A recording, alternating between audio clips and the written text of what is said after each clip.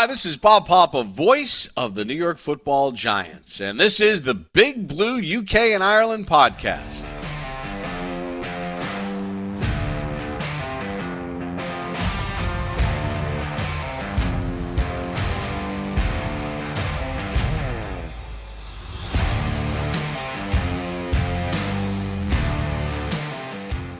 Welcome back, Giants fans, to this new series, and please welcome my guest for this episode, UK Giants fans. It is Aaron Galbraith. How you doing, Aaron? Hi, yeah, good, thanks. Good. So, this is a new series we're doing with fans, content creators, and more. So, five-ish questions. We'll have a little sort of back and forth about those, and then a quick fire round of predictions at the end, and then we're good. You good to go? Yeah, good for me. Cool. Let's do it then. So, first one is the all-important question for all UK Giants fans. How long have you followed the Giants? Why did you start? And have you been to a game and seen them? Yeah, so my love for the Giants started in the year 2000. I was 12 years old, and I remember the play today. So it was the playoffs against the Philadelphia Eagles and Jason Sehorn's pick six, which is, one of the greatest plays in Giants history. I remember seeing that play the following week, watching us destroy Minnesota in the NFC Championship game with the big shutout. And then I think I vaguely remember being grounded, not being able to watch the Super Bowl and not being able to see us being defeated by the Ravens. And then, so that's where it started. I saw those two games. So I'm a Glory supporter. I saw us win two games and then decided I was going to follow the Giants. Picked up a copy of Madden in the January sales, and you have to obviously pick a team. Back then in 2001, create a team, or if you got to pick a team. Well, I picked the team that I saw win, played all that summer playing Madden as the Giants before online play and all of that. So, won so many Super Bowls for the Giants as a player manager or whatever the term is, and then as soon as the season was back, I used to had a tape recording that would record Monday Night Football, and I would watch it whoever it was, but I'd always want to know what the Giants were doing. And back in those days, occasionally would pick up a copy of First Down out of W.H. Smith's and read that, and stay in touch. And I think early days, I remember streaming the draft. The year we took Matthias Kiwanuka, and we were like 25th on the clock.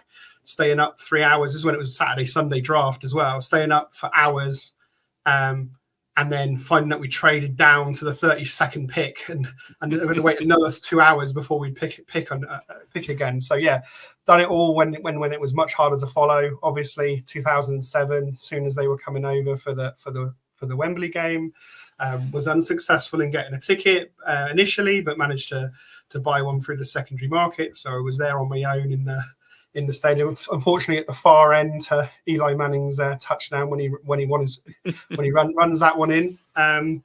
Attended the Skies used to run the Super Bash party in London, so I attended the Super Bash party in London that year. Obviously, with the Giants winning the Super Bowl over the Patriots, was a fantastic night, fantastic memories. 2012, I went over to Atlanta. So my roommate at the time was an Atlanta Falcons fan, and went to go and watch us in Atlanta. Unfortunately, we lost 36-0, and I was not very good company for the rest of the day. However,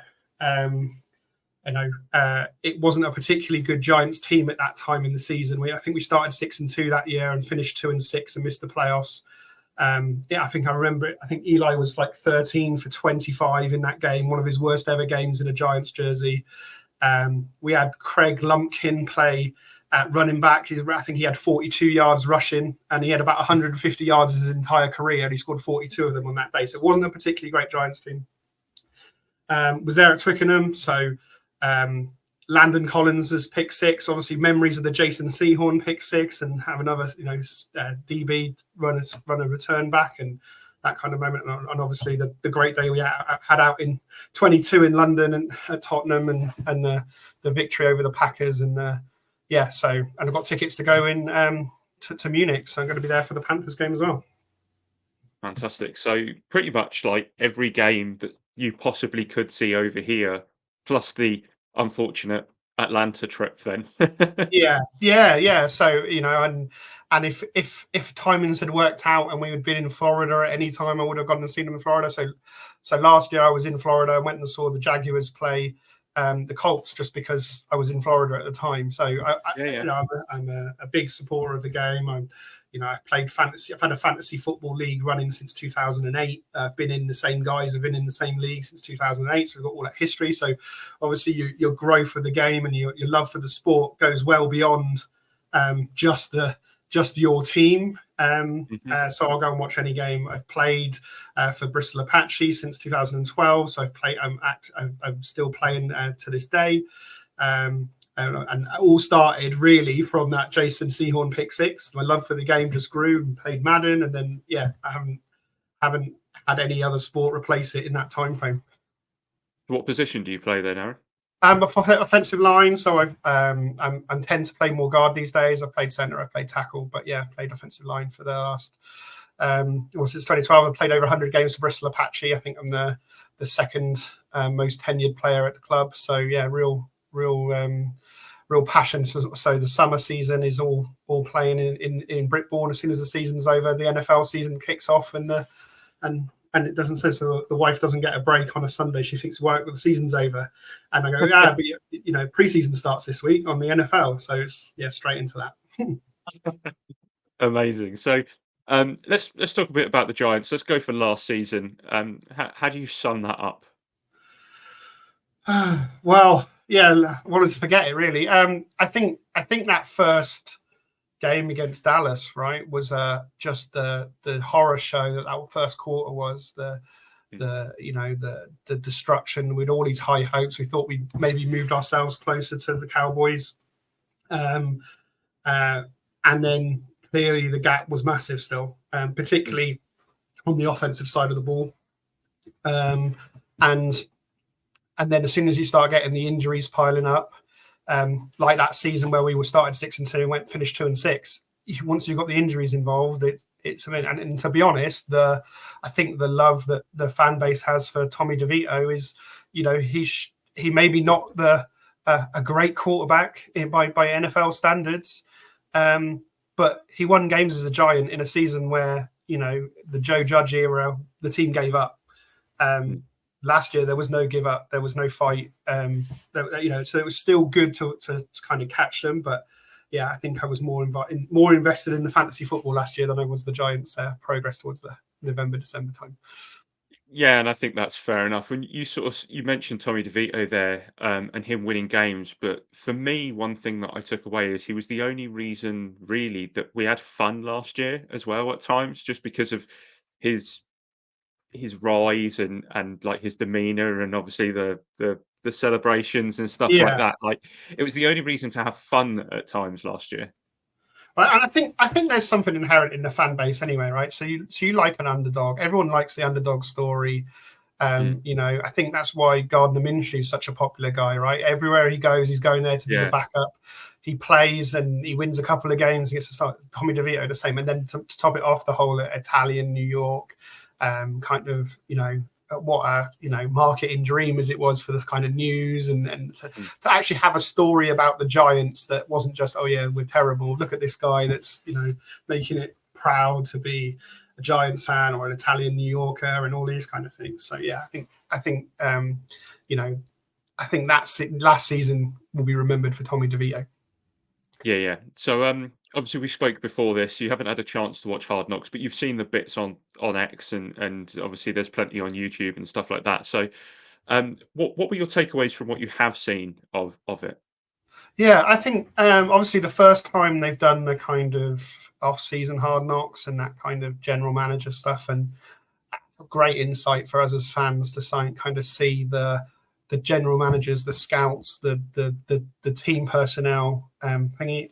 I obviously they all sensationalize all the Saquon Barkley stuff, all the hunting for a new quarterback, right? But I guess as a fan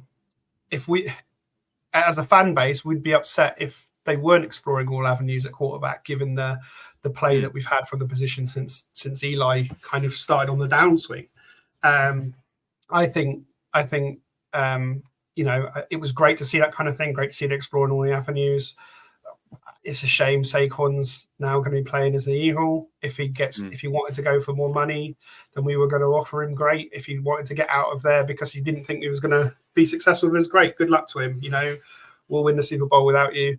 I don't really have. I think what it really highlighted was some of the area scouts, some of the backroom team, how hard they work, how much input they have, and anything that highlights those guys doing those long hours, finding all those players, unearthing the talent. It looks like we might have found a undersized defensive tackle that could be a starter, and it's those type of people that are the people finding those guys, speaking to coaches at practice and saying, look, this guy he might be undersized, but he's got all the attributes that you want from an all-pro.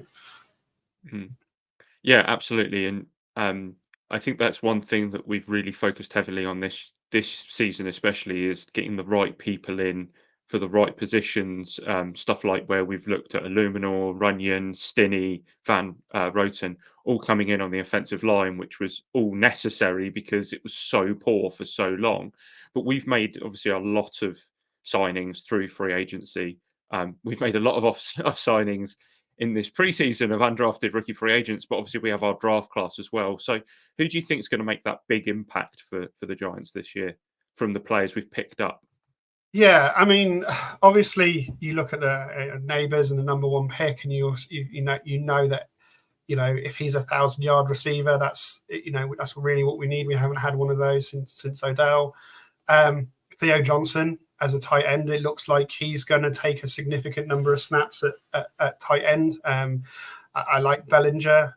He doesn't seem to have made the leap. It looks like Theo Johnson's going to be the guy that really takes that leap forward as the number one tight end in the offense and that kind of passer route. And from what I've seen in preseason, it looks like we're going to rely on 6 and 7 man protection a lot. So the tight end will be involved in the pass protection and then maybe leaking out into a route for that kind of underneath option rather than necessarily a running back out of the backfield being the outlet. So I think he could have a really big season. And then the defense in the back is secondary, right? We obviously have lost McKinney, big hole in the secondary. So Nubin coming in and I think the defense philosophies are bend don't break, and it's going to put a lot of pressure on the secondary to make sure that we're not having blown coverages, and allowing our what could be the scariest defensive line in the NFL time to really affect the quarterback. And if we're doing that, I think we'll see that big improvement on the defense or maybe not improvement on defense, but the level of performance sustained on the defense that we need, because I don't see us scoring 35 points many times this season from the offense, and that means you've got to play really hard defense. So you touched on the preseason there. We've had 3 games now. We're recording this the day after the Jets game. How do you sum it up so far preseason? Because we have actually really only seen Daniel Jones out there for a half and a bit. We've barely seen a lot of our first teamers out there for a substantial amount of snaps. It's mostly been the second teamers. But are you sort of optimistic by what you've seen, maybe more on a schematic level, maybe more than a play level? Yeah, I think we've gone into, obviously preseason, you're disguising everything, right? You're not trying to play your whole playbook. Some of the footage from the joint practices, I think, is probably more exciting than the preseason games. I think we went into the starters went into the game against Houston with that deliberate plan to show that we can throw it down the field. And I think Daniel Jones had deep throws on 4% of his passes last season, whereas Tyrod was at 15-16%. So it's something that's always been in the playbook, but maybe we went into that game deliberately calling more aggressive plays than perhaps we would have in a standard game. I think the matter that Wandale was targeted in that game kind of shows that, because the slot receiver that we know that we play that kind of underneath passing game that can be really effective. And I think when we get into the season and start playing those type of games, we'll see that one day will be a big focal point in the offense, and not just the Slaytons, the Hyatts, and Neighbours downfield. And Neighbours is going to be a big part of the offense. So, if he gets 150 targets, I wouldn't be surprised this season. But don't be surprised that maybe Wandale is the second highest receiver on the team. It wouldn't surprise me if Wandale becomes the most targeted receiver on the team for this entire season, because he plays in a position that allows him to sort of affect it in different ways. Hyatt's more likely going to be the deep option. Neighbours can do whatever Neighbours wants, in my opinion. Whereas Wandale's going to be able to not only pick up catches on the underneath, but also his yards after catch are probably going to be the highest on the team as well, if it coincides with targets. So completely agree there. Now, without giving a prediction, because that will come in a bit, hopes and expectations for the coming season. Yeah, I guess the same thing that every fan base wants, right? You want to get meaningful games in December. So as a start, I want a meaningful game when we're going to Munich, and I want to make sure that we're going into that game and we're not saying that both teams should try and lose it to get the number one pick, right? Because the expectations for both the Panthers and the Giants aren't particularly got strong this year, at least what I've seen other people comment about.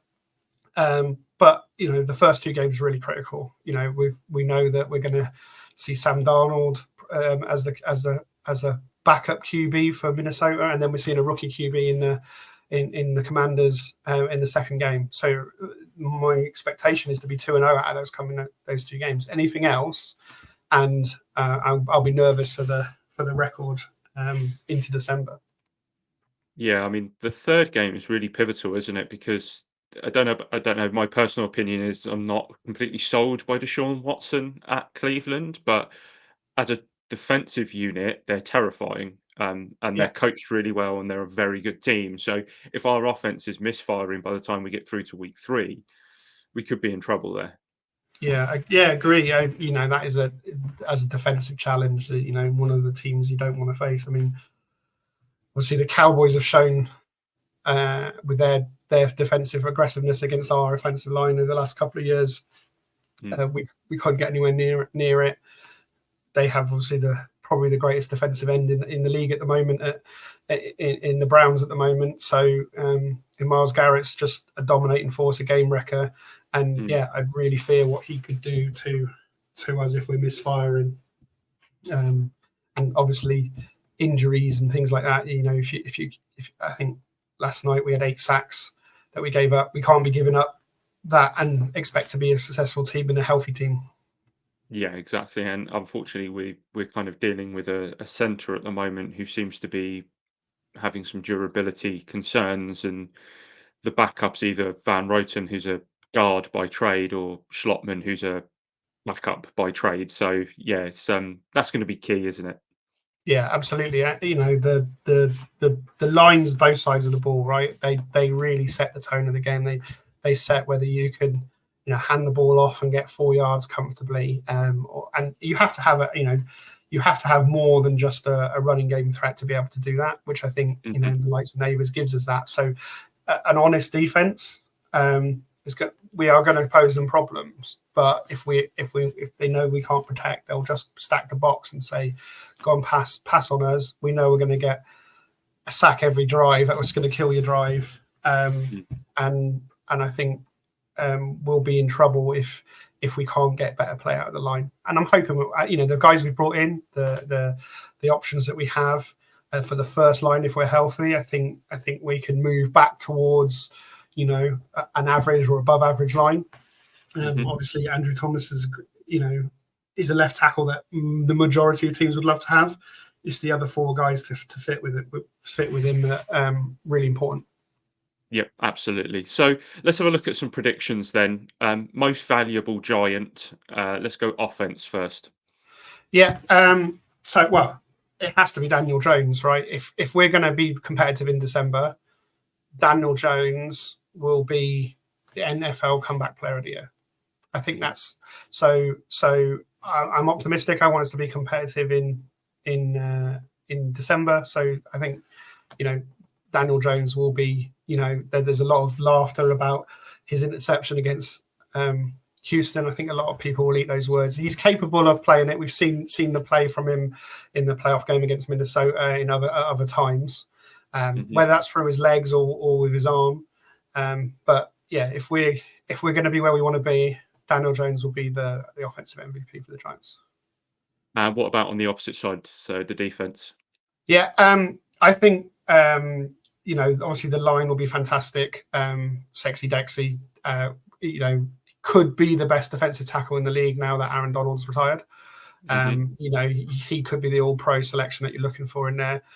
Bobby Okereke, really, really important to have that great play from that middle linebacker position. The guys up front can be there for the pass, but they're going to need that cleanup guy behind them. He's shown he can do it. So if we've always done our best with a great middle linebacker. He has the potential to really, make a name for himself this season behind that line. Obviously, there's a lot of nervousness about who's going to play with him with the injuries that we've had so far, but I think he's going to be really, really important. And then what about a surprise package? So a player who potentially could be not talked about now, but by the end of the season, we could be saying he was one of the best. Yeah, I think really difficult. I probably one of the running backs behind Singletary. We know Singletary's a solid back. So he's going to be the kind of guy that he might get 1,000-yard season, about 1,000-yard season. He's going to average between 3 and 4 yards to carry. But maybe Tyron Tacey, maybe Eric Gray really takes that step up to share the load by the end of the season. Becomes that kind of, maybe we have that earth, wind and fire backfield again, where we've got kind of a three-headed monster that all provide something different. But I think, one of those running backs will need to take the leap as well alongside the offense to really break out. And then the all-important one, what are you going for team record this season? Yeah, hard to say, right? Because obviously injuries and everything play a massive part down the season. Schedule's relatively kind. It's not the worst schedule that I've seen us have. I'd like to think that we can take a game off the Cowboys and the Eagles this year. I'd like to maintain the shutout of the Commanders.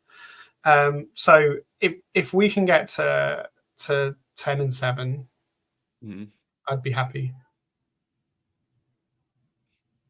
So, everyone sort of said around the 8-9 mark is kind of the benchmark at the moment. We've had a few above, we've had a few below. So I think that's around about average. And yeah, like you said, if everything clicks, there's no reason it can't happen, right? I expect, but when I say 10-7 is where I'm hoping, I'm expecting 10 of those games to be one-score games. And we know from when we played Minnesota the other year, they came out on top of those 10-score games and we beat them in the playoffs. So it doesn't necessarily mean that we will be a really strong 10-7. And at the same time, if it ends up the other way around and we're at 6-11, it doesn't mean we're a really poor 6-11. We are going to be a middle of the pack team that needs to win those close games. And I wouldn't be surprised if 10 games are decided by 4 points or less. Fantastic. Well, there we go. That's all the questions done. So thank you very much for joining me, mate. Just before we let you go, you've obviously got your Twitter handle on the screen there. Do you want to just let all the audio listeners know where they can find you? Yeah, so AGG92 on Twitter. Usually talking about fantasy football in some way. In the JTT Cup, the best ball. I'm in the Scott Fish Bowl this year for the first time. So yeah, we'll usually be talking about fantasy football. If anyone wants to hit me up on Twitter, then more than welcome to talk fantasy football anytime. Fantastic. Well, viewers and listeners, we hope you've enjoyed this episode. Obviously, make sure to like, subscribe, all that lovely stuff. Our social links are in the description down below, as are Aaron's. And until next time, let's go Giants.